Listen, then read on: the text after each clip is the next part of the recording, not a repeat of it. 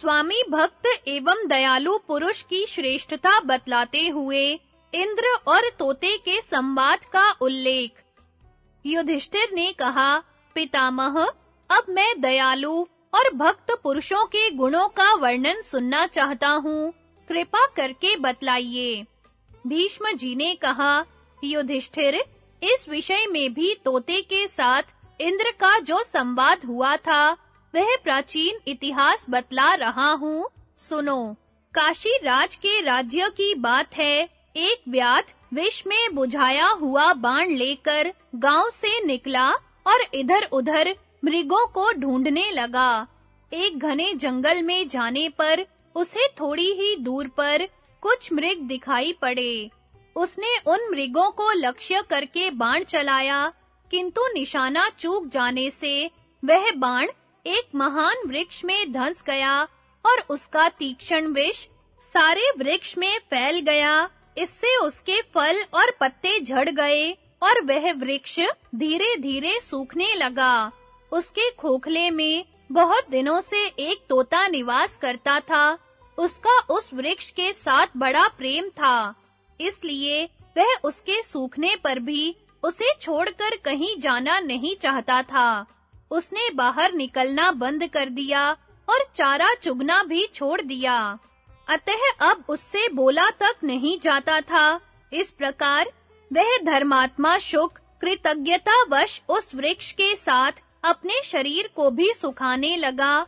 उसकी उदारता, धैर्य, अलौकिक चेष्टा और सुख दुख में समान वृत्ति देखकर इंद्र को बड़ा आश्चर्य हुआ। फिर उन्होंने यह सोचकर मन को समझाया कि इसमें आश्चर्य की कोई बात नहीं है, क्योंकि सब जगह सब प्राणियों में सब तरह की बातें देखने में आती हैं।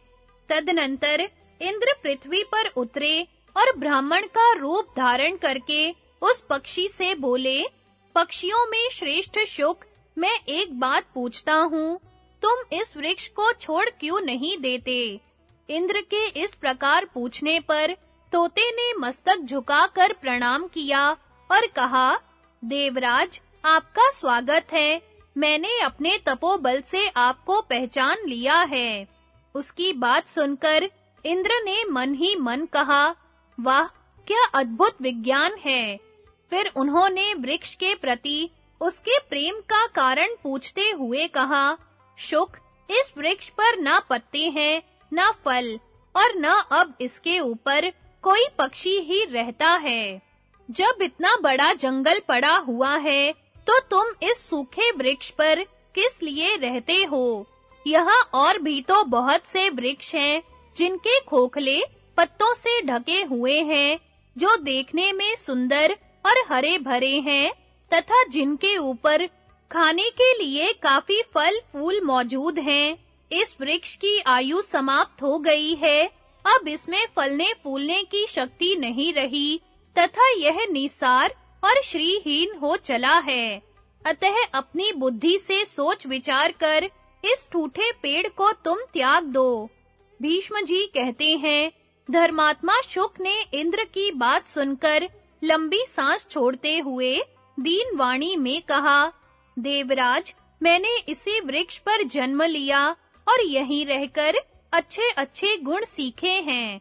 इसने अपने बालक के समान मेरी रक्षा की और शत्रुओं के आक्रमण से बचाया है।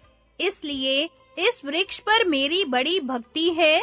मैं इसे छोड़कर और कहीं जाना नहीं चाहता। दया रूप धर्म का पालन कर रहा हूँ।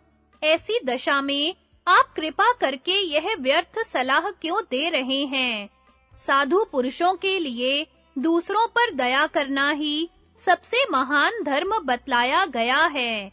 सहस्त्राक्ष, जब देवताओं को धर्म के विषय में संदेह होता है, तो वे उसका समाधान आपसे ही पूछते हैं। इसीलिए आपको देवताओं का राजा बनाया गया है। अतः आप मुझे इस वृक्ष को त्यागने के लिए न कहिए, क्योंकि जब यह हर तरह से समर्थ था, उस समय तो मैंने इसी के सहारे जीवन धारण किया, और आज जब यह शक्तिहीन हो गया, तो इसे छोड़कर चल दूं, यह कैसे हो सकता है? तोते की कोमल वाणी सुनकर इंद्र को बड़ी प्रसन्नता हुई। उन्होंने उसकी दयालुता से संतुष्ट होकर कहा, तुम मुझसे कोई वर मांगो। तब शुक ने कहा, यह वृक्ष पहले की ही तरह हरा भरा हो जाए। उसकी भक्ति और शील स्वभाव देखकर इंद्र को और भी प्रसन्नता हुई। उन्होंने तुरंत ही अमृत की वर्षा करके उस वृक्ष को सींच दिया। फिर तो उसमें नए-नए पत्ते, फल और मनोहर शाखाएं निकल आईं। तोते की सुदृढ़ भक्ति के कारण वह वृक्ष पूर्ववत श्री संपन्न हो गया तथा वह शुक भी आयु समाप्त होने पर अपने दयापूर्ण बर्ताव के कारण इंद्रलोक को प्राप्त हुआ। राजन, जैसे शुक का सहवास पाकर वृक्ष को अपनी खोई हुई शक्ति प्राप्त हो गई, उसी प्रकार अपने में भक्ति रखने वाले पुरुष का सहारा पाकर प्रत्येक मनुष्य अपनी संपूर्ण कामनाएं सिद्ध कर लेता है। भाग्य की अपेक्षा पुरुषार्थ की श्रेष्ठता।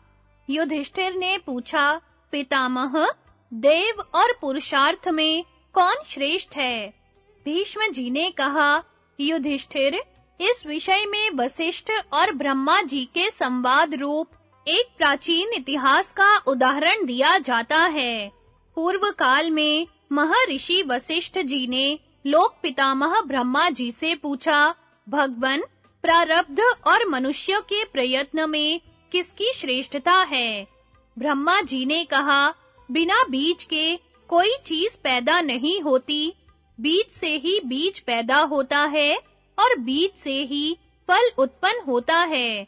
किसान खेत में जाकर जैसा बीज बो आता है, उसी के अनुसार उसको फल मिलता है। इसी प्रकार पुण्य या पाप जैसा कर्म किया जाता है, वैसा ही फल प्राप्त होता है। जैसे बीज खेत में बोए बिना फल नहीं दे सकता, उसी प्रकार प्रारब्ध भी पुरुषार्थ के बिना काम नहीं देता। कर्म करने वाला मनुष्य अपने भले या बुरे कर्म का फल स्वयं ही भोगता है। यह बात संसार में प्रत्यक्ष दिखाई देती है। शुभ कर्म करने से सुख और पाप करने से दुख मिलता है।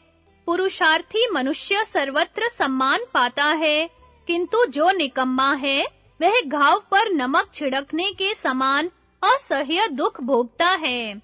मनुष्य तपस्या से रूप, सौभाग्य और नाना प्रकार के रत्न प्राप्त कर लेता है।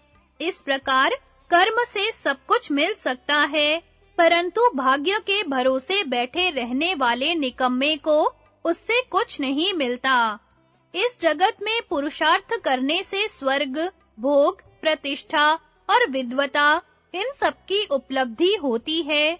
नक्षत्र, नाग, यक्ष, चंद्रमा, सूर्य और वायु आदि देवता पुरुषार्थ करके ही मनुष्य लोक से देवलोक को गए हैं। जो लोग उद्योग नहीं करते, उन्हें धन, मित्र, ऐश्वर्य अथवा दुर्लभ लक्ष्मी की भी प्राप्ति नहीं हो सकती। कंजूस, नपुंसक, उद्योगहीन, काम से जी चुराने वाला तथा शौर्य एवं तपस्या से हीन पुरुष को धन नहीं मिलता। जो पुरुषार्थ न करके केवल देव के भरोसे बैठा रहता है, वह नपुंसक को पति बनाने वाली स्त्री की तरह व्यर्थ ही दुख उठाता है। पुरुषार्थ करने पर मनुष्य को देव के अनुसार फल मिल जाता है, किंतु चुपचाप बैठे रहने पर देव किसी को फल नहीं दे सकता। देवता भी अपनी पराजय की आशंका से प्राय मनुष्य के पारमार्थिक कार्य में भयंकर विघ्न डाला करते हैं, किंतु पुण्यात्मा पुरुष का ये क्या बिगाड़ सकते हैं। पूर्व काल में राजा ययाति देववश स्वर्ग से भ्रष्ट हो गए, तो भी उनके नातियों ने अपने पुण्य कर्म से पुनः उन्हें स्वर्ग में पहुंचा दिया।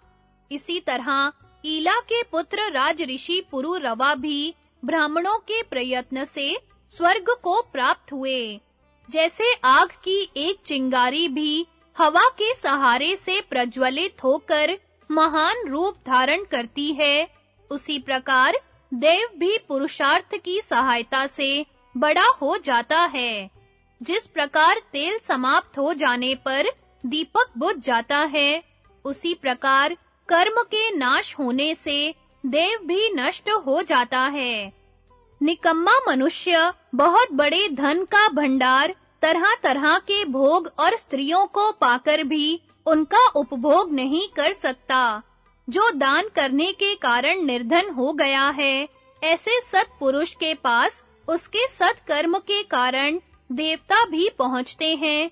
अतः उसका घर मनुष्य लोक की अपेक्षा श्रेष्ठ देवलोक सा बन जाता है। किंतु जहाँ दान नहीं होता, वे घर यदि अनंत समृद्धि से भरे हों, तो भी देवताओं की दृष्टि में शमशान के तुल्य हैं। जगत में उद्योगहीन मनुष्य फूलता फलता नहीं दिखाई देता। देव में इतनी ताकत नहीं है कि वह कुमार्ग में पड़े हुए पुरुष को सन्मार्ग पर पहुंचा दे।